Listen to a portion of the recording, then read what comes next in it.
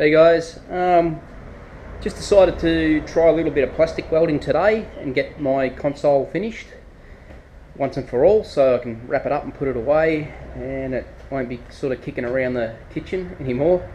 So in the last video I showed you all the pieces that I took out of the donor console, all the bits and pieces there, a bit on that side too. Well, now I've got the console in. Now, you might be able to see in the footage that that's where I joined it. I haven't cleaned it up yet because obviously I wanted the plastic to cool right down so that when I go to clean everything up, it doesn't snap and break. So basically what I'm going to do is I'm just going to put a little, I guess it's a chamfer, just a little chamfer in around there, just to make it look like a proper join line. But that goes right up to the top now. So when you're standing back here, you barely notice it. I don't know what it looks like in the camera, in the footage, but no one's going to pick it, not in a million years, unless they're looking for it. And this side is good as well. As you can see, I've cut that down and around the heater box a little bit closer than it used to be on the old console, and it's the same deal there. I was letting that cool down, and I'll put that little bit of a chamfer in there to make that look like it's a factory seam. But that's come up fairly good. I'm happy with that. And it's one more little job done. I'm having some trouble with the H4 conversion headlights. The little piece that I wanted to put into the top of it for the reflectors.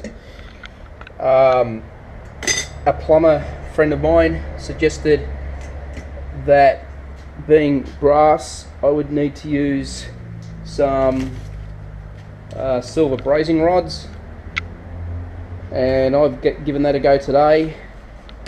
No go. Doesn't want to take. No matter what I do, it doesn't want to take. So my next step is bronze weld, oxyacetylene. I know that sticks to brass. So yeah, a bit unfortunate, but I've done as much as I can do on those now, on those headlights. So now I have to let somebody that knows what they're doing have a go at it. What else can I tell you? Not much. That's about it, guys, for today. Probably have a dabble with something else and pick up on the video a bit later. Okay, I've just taken the console out just to I'll give you a bit of a look at what I did. I just got a small soldering iron here. It's only it's a 60 watter. It's a little bit more powerful than what most of the guys on YouTube suggest to use, but you just have to be a little bit more careful. So from the back, you can see I've welded that in there,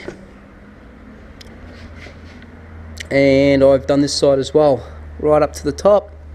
All the excess plastic that I had that I needed to cut out, I used that as basically filling material. You heat that up, melt it into the groove, and yeah, it's worked out very well. Had to make a cut into this to get around the heater box again, but this locating pin, which I'd cut off on the other console, now lines up with the bracket on the back of the frame. So this bracket here, so that locating pin goes in. And when I showed you the last little bit of footage, that wasn't being held in by any screws or these side pins. That was just sitting there located on that pin. So I've got some reinforcement there. As you can see, like, all the edges need to be cleaned up, but I'm still waiting for this thing to completely cool. I'd say it's cool now, but yeah, a little bit at a time. That way we don't break things. It looks as if these curve in, and it's true, they do, simply because of the shape of the old console where I cut the pieces out. But it works good because it actually helps keep the console tight in around that frame. And the other thing is too, when it does go in, it sort of straightens itself out a little bit, you know, a very flimsy console. So yeah, you can sort of move it. You can sort of move it to make it look good. So that's it. Hi everyone. Been a little while since I posted something. Sort of still waiting on Mike to get this windscreen done. That's holding me up on everything, but I've got to be patient. So I decided to get stuck into doing some stuff on the Chev, because I've got a rod run to go to on the 11th of August and another one on the 26th. And as you know, I bought some of these boot poppers. Now I tried putting them in the corners, and there was no way to conceal all that below the plate, because if I wanted that to happen, I would have had to have integrated it into the body when I built the rod 20 years ago, but I didn't. So what I did is I got the other one and I shortened it. I made a smaller version of it. So I cut everything down. Don't ask me how I came up with the number, but I came up with 16 millimeters. Could have went 15, I went 16. So I've cut this down, and what I've done, I'm just in the process of painting it now, but I've made a little mount for it. Just giving it a light coat, because this paint, this 3M paint, it's really good, but you can't go heavy on it. You've got to just build it up. It's engine enamel, so it'll be nice and sturdy, you know. And yeah, give that a couple of coats over the next couple of days. That goes in through the top. It did have a rubber cap on it, but the problem was every time you closed the boot lid, because the boot lid wants to still continue to move forward, and the carpety fabric that I'm using on the boot lid is very grippy, it kept pushing the top off. And I thought, well, how am I going to get around this? And they do supply you with these adhesive metal plates. So I just stuck that on. Obviously I got another one because I got the popper I haven't used. So I've stuck that straight onto the fabric. And if I have an issue with it coming off, I can always drill a hole in it, countersink it, and screw it straight into the boot lid frame. So there's no problems holding that on. But so yeah, I put that on, and still did the same thing. It still wanted to push the rubber off the top. Now I could have probably glued it on, but I thought, nah, stuff it, just leave it off. So that's what I did. I'm going to do a little bit more plastic welding. The little internal door handle surrounds. They're cracked on both sides, left and right hand side door handles, but they've only cracked at the bottom. Must be a weak point on them, I'm not sure. So I'm going to have a go at welding those together.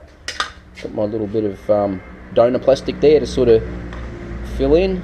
Don't have any black, but you don't see it, so it's all good. What else? I've got a friend in the Hot Rod Club. Hey, finally, someone's going to come round and give me a hand. He has a shrinker and a stretcher. So yeah, Michael's going to come around and have a look at what I want to do with these doors, and he's basically going to make me up some door shells for my door skins. So I've left, as you know, I left one door intact, so we can get a bit of an idea of how they were. I've got one door stripped down to the bare skin, and this sheet that I've had sitting around for the last 3 years has got some surface rust on it, but you know, it'll clean up. It's all right. So we might be able to use that.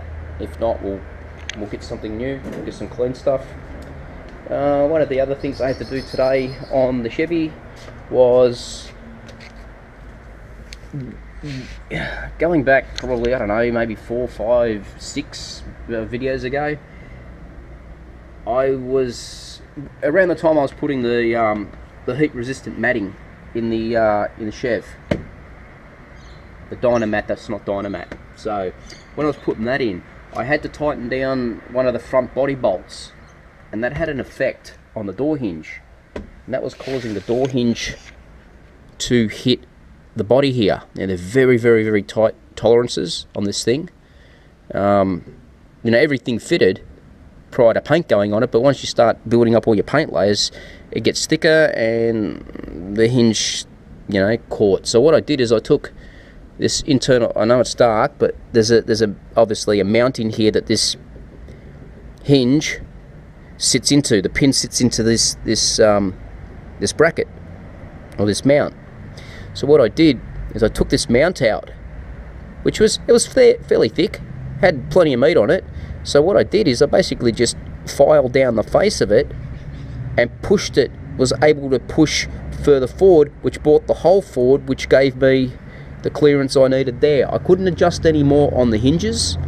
I've got that at full adjustment, but if I start adjusting that, then I start pulling the door out of alignment. But it was catching before, and now it's actually quite good. The gap looks good. I've got a couple of little marks. I don't know if you can see them in the camera. There's just a couple of little marks there where it was rubbing. I'm not going to bother touching those up because I think you will notice it.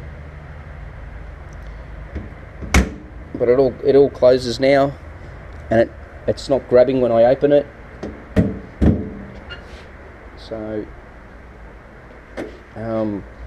yeah, so I thought I'd just get stuck into the Chev. Ordered a heater for it, a 500 watt heater that plugs into the cigarette lighter. That's coming from Hong Kong. Still hasn't arrived. I was hoping to do all this Chevy work on the one day, but it's not going to happen. I've decided that with that USB port down there, I'm actually going to unscrew it, take the silver backing, or the stainless steel backing out, and I'm just going to paint the stainless steel backing black and then screw it back on so it doesn't stand out as much. Just try and hide it a little bit. So yeah, that's about all I've done so far. And sorry if my eyes keep wandering. I'm waiting on a delivery. I'm waiting on lots of deliveries actually, and I keep looking out the garage door because I don't want to miss the postman. They are renowned for making late deliveries, very, very late deliveries, sometimes 6 o'clock, which is, you know, it's alright. Most people are home from work by then, which is good. No one misses the deliveries, but yeah, all good. Haven't done any more on the H4 conversions. Had a go at trying to silver solder those in. I'm not sure if I mentioned it in one of the other videos. Bought some silver brazing rods. Had a go at that. Didn't work. So I think oxyacetylene is going to be the go on that. Yeah, I'll leave it there, guys, because there's nothing else to tell you. Cheers.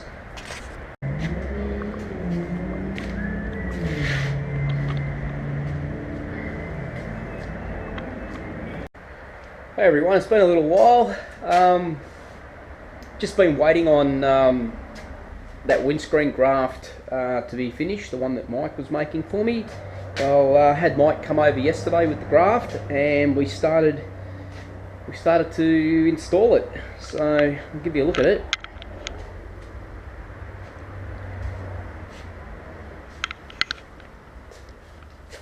So as you can see, it's all been folded over. He's got a heavier gauge than the sheet metal that was used on the truck.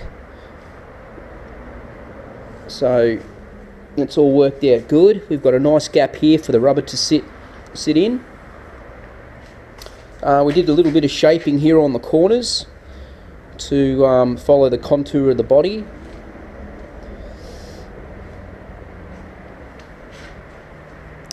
And what we're going to do is we've scribed the line across the top here and down the sides to the posts here. And what we're going to do is we're going to cut that out along there, and put this just weld this graft straight in there.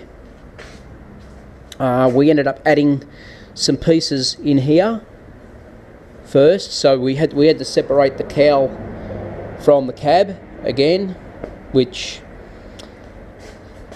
well, when it all goes back together it'll be right, but yeah, it was I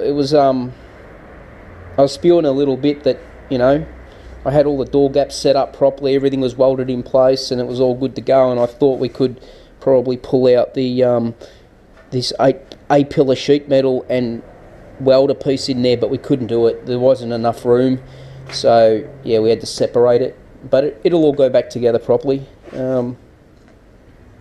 One thing I've done is I've gone and bought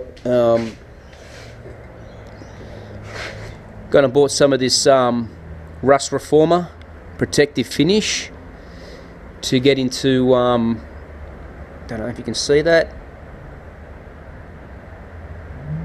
So it converts rust on metal surfaces into a tough barrier against further corrosion, and it's a matte black finish. So what I've done is I've taken all these frames out, obviously sprayed all the bare metal, and got inside here and sprayed up all around here where we won't be able to get to once the framework's all welded in. So we've done that because this gets, as you know, this gets sandwiched between the back of the A-pillar and the cowling. So once it's all sandwiched together and it's plug welded together, I'm not going to be able to get in there to prep anything. So we're doing all the prep, all the prep work or undercoat work now. Doesn't have to be anything flash because it's not going to be seen. It's just a preventative measure. So we've painted all down here as well, because this is where this sheet metal sits. It sits up against here, and then obviously the A-pillar gets put in on top of that. So yeah, everything's sort of primed and prepped there. This graft is only just held in by 2 spot welds, one on each corner at the moment.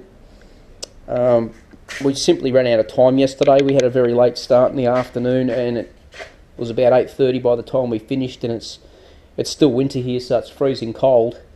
So we called it a day, and I didn't have any primer in the garage yesterday, so I had to go out this morning and get some. And I've done this today, primed it all up. So that's where we're at, guys. Besides that, not much else to tell. Just pursuing the freight company that damaged my fenders that came down from far north Queensland. Yeah, it was like hitting a hornet's nest with a baseball bat. I got everyone involved in it, so I'm actually having fun with this little legal case. First one that I've actually had some fun with. So yeah, the insurance company for the transport company is very embarrassed by the whole matter, and they're trying to square it all away. So they're asking for answers from their transport company, seeing they underwrite their insurance claims and everything. So we're just waiting back on an answer from the transport company. Got the financial ombudsman service involved in it too, so they're pursuing it on my behalf. And yeah, there's a lot of people involved in it now, which is good. I'm gonna shake a few, rattle a few cages, and hopefully you know, this won't happen to anybody else in the future like it's happened to me. If you pay to have an item insured and it gets damaged in transit due to negligence on behalf of the transport company, they should honour the claim. I did everything within the time period that they allowed a claim to be put in on, you know, within 7 days. They had a quote within 2 days. We followed all the procedures, and they still refused to honour the claim. So yeah, I had to sort of step it up a notch and get some things happening there. So yeah, so hopefully I'll get the money to repair my guards, and yeah, who knows, just have to wait and see. So yeah, all good. I'll leave it here for now, and hopefully we'll pick up on this next Sunday. It's Monday today, so 6 days time I think Mike's going to be able to come over again, and we'll get these two sections pieced together and get all the subfloor back in and start welding it all together and making it into one solid unit. Cheers.